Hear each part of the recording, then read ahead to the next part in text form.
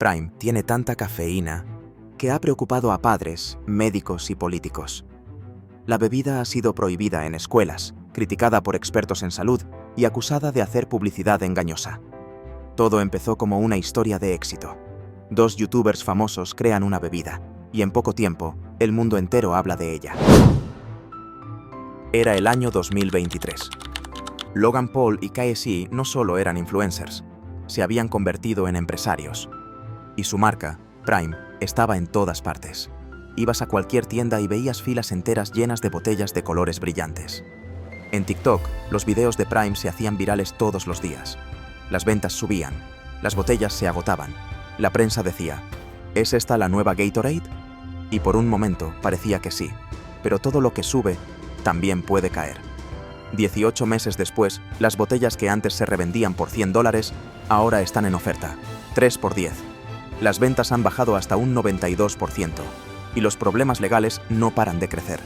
¿Cómo pasó esto? Esta es la historia de Prime, de cómo una marca creada por influencers pasó de ser un fenómeno global a convertirse en un escándalo. Los orígenes. Logan Paul y KSI no eran socios naturales. Durante años fueron rivales en Internet.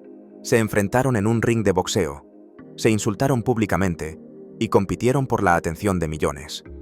Pero a inicios de 2022, algo cambió. Decidieron hacer lo impensable: unir fuerzas. No para hacer más contenido, sino para lanzar una bebida. Así nació Prime. La idea era simple, pero poderosa.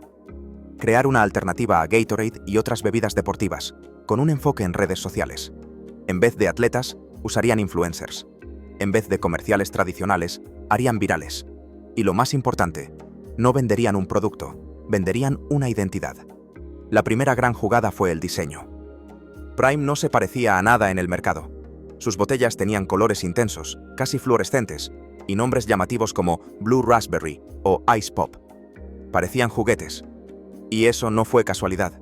Desde el inicio, todo estaba pensado para que los adolescentes quisieran compartirlo en redes sociales. La segunda jugada fue la distribución.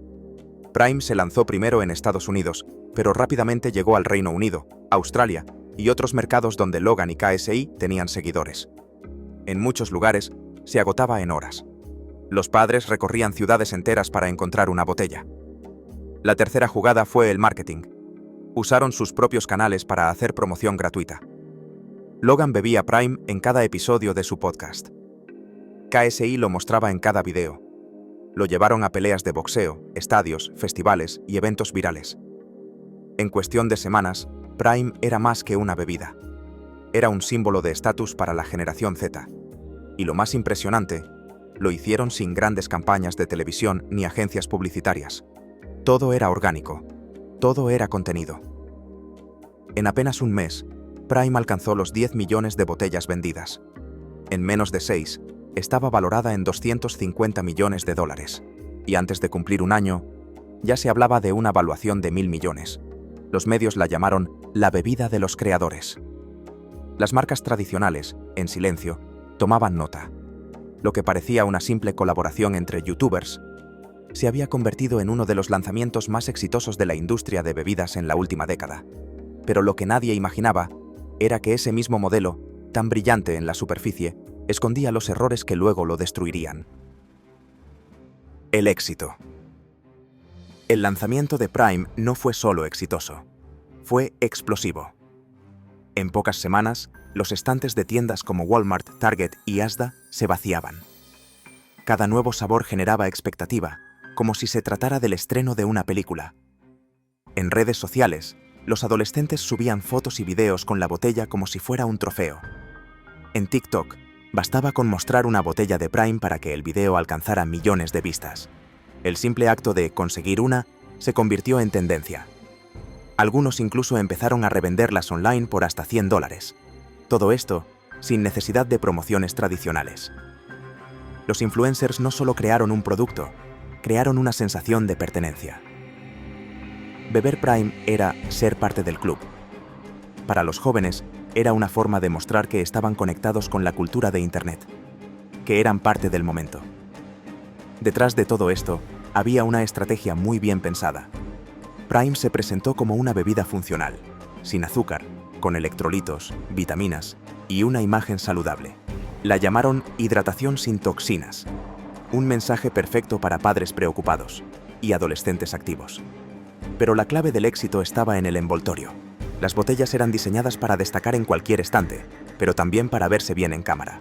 Cada una era como un contenido visual en sí misma, y eso generaba exposición gratuita en cada red social.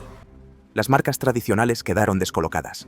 Pepsi, Gatorade, Monster, todas llevaban años invirtiendo millones en publicidad, y dos youtubers, sin experiencia en bebidas, habían creado un producto que vendía más rápido que ellos.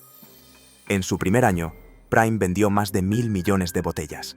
Se convirtió en la bebida oficial del Arsenal en la Premier League y cerró contratos con grandes cadenas en Estados Unidos, Europa y Oceanía.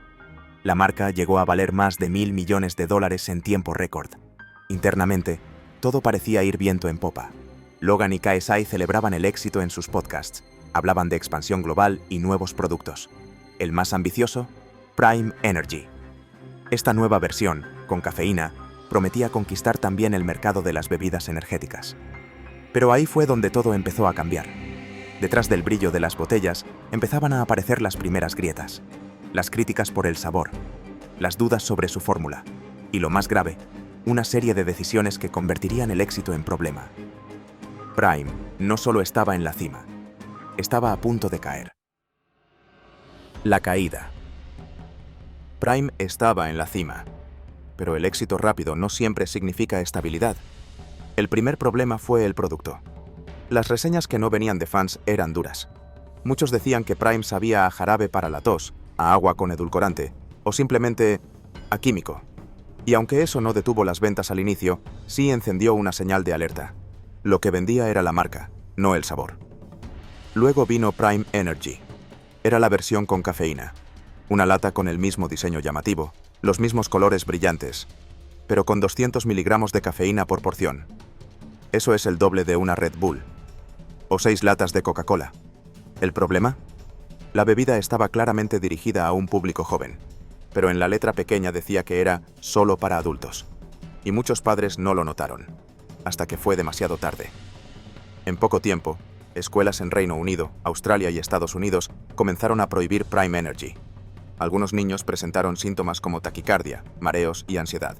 El caso más grave, un adolescente de 14 años terminó en urgencias tras beber 2 latas. La presión mediática aumentó. En redes sociales, el escándalo crecía. Y en Washington, el senador Chuck Schumer pidió a la FDA una investigación formal. Su frase fue contundente. Estas latas parecen Gatorade, pero golpean como un doble espresso. La imagen pública de Prime se desplomó. Pero lo peor no eran los titulares, eran las demandas. La primera gran denuncia vino desde California. Un laboratorio independiente alegó que ciertas versiones de Prime contenían PFAS, químicos conocidos como Forever Chemicals, asociados a riesgos para la salud. La demanda aseguraba que la fórmula superaba el límite legal para agua potable en el estado. Después, llegó otra demanda en Nueva York, esta vez por publicidad engañosa. El equipo legal citó un tuit de Logan Paul, donde afirmaba que Prime era hidratación sin toxinas, una frase que, si no es cierta, puede costar millones. Y no fueron las únicas. En total, Prime enfrentó al menos 6 demandas colectivas en 2023 y varias investigaciones estatales. La situación legal estaba fuera de control, pero había un problema más. Uno que afectaba directamente al negocio. Refresco, el gigante encargado de embotellar Prime, presentó una demanda de 68 millones de dólares. Afirmaban que Prime había prometido comprar grandes volúmenes de producción. Refresco había invertido millones en maquinaria y personal. Pero cuando las ventas cayeron, Prime supuestamente no pudo pagar. La demanda incluyó correos internos filtrados. En uno de ellos, Logan Paul decía que debían pivotar rápido al mercado internacional antes de que nos cocinen en Estados Unidos. Ya no era solo una crisis de imagen, era una crisis financiera. Y mientras todo esto ocurría, las cifras hablaban por sí solas. En Reino Unido, las ventas de Prime cayeron un 48% en un solo año. Algunas cadenas reportaron hasta un 92% menos ventas semanales. Las botellas que antes se revendían online ahora estaban en descuento, llenas de polvo, sin moverse del estante. En Amazon, los reviews se desplomaron. Un usuario escribió: sabor químico y ansiedad existencial. La frase lo resumía todo. Logan y KSI intentaron frenar la caída. Publicaron un video diciendo que trabajarían con las autoridades, pero cuando el Senado pidió que testificaran, no se presentaron. La respuesta oficial de la empresa fue una sola frase: confiamos en nuestro producto. Pero ya era tarde. Las tiendas comenzaron a exigir identificación a menores para comprar Prime Energy. Otras simplemente dejaron de venderla. Y los consumidores, una vez fieles, empezaban a mirar hacia otras marcas. Lo más duro fue que los mismos creadores que habían construido el éxito también fueron quienes lo derrumbaron. Por decisiones rápidas, promesas vacías y una desconexión total con las consecuencias reales de lo que vendían. La caída de Prime no fue provocada por un solo error. Fue una cadena de malas decisiones. El marketing superó al producto. La ambición superó a la responsabilidad. Y la fama no fue suficiente para sostener una marca sin sustancia. Pero la historia no termina ahí. Porque hoy, aunque las demandas siguen activas, Prime sigue en el mercado. A menor escala, con menos ruido y con una reputación profundamente dañada, pero sigue existiendo. Y eso nos lleva a una nueva pregunta. Después de tantas críticas, prohibiciones y pérdidas millonarias, ¿lograron Logan Paul y KSI salvar algo? ¿O simplemente decidieron fingir que nada pasó? Lo que pasó con Prime después de la tormenta es quizás la parte más reveladora de toda esta historia. La actualidad. Hoy Prime sigue a la venta, no con la misma fuerza ni presencia global, pero sigue en estantes. Ya no se agota, ya no genera filas, pero se mantiene. En Estados Unidos, todavía se encuentra en supermercados y gasolineras.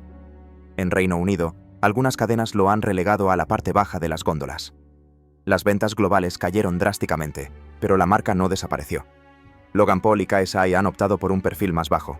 Ya no hablan tanto de Prime en sus canales. Ya no la promueven con la misma intensidad. En entrevistas recientes, han dicho que todo está bien y que los medios exageraron. Mientras tanto, las demandas siguen su curso. La FDA aún no ha emitido un veredicto final, pero las investigaciones continúan. Las críticas por el contenido de cafeína, los químicos detectados y la publicidad dirigida a menores siguen generando debates. Algunas tiendas ahora piden identificación para vender Prime Energy. Otras simplemente dejaron de ofrecerla. Y lo más claro es esto: el fenómeno pasó. Prime ya no es símbolo de estatus, no es tendencia, no es viral. Es solo otra bebida más, en un mercado saturado. Y aunque no ha muerto del todo, Prime ya no inspira deseo, inspira cautela. La historia de Prime es una advertencia, una lección sobre lo rápido que puede escalar una marca cuando tiene poder en redes, pero también sobre lo frágil que puede ser ese poder cuando se construye sin sustancia. Porque al final, no importa cuántos millones te sigan, si el producto no cumple, la caída es solo cuestión de tiempo. Prime no desapareció de un día para otro. Se evaporó, como una moda que fue demasiado lejos, demasiado rápido.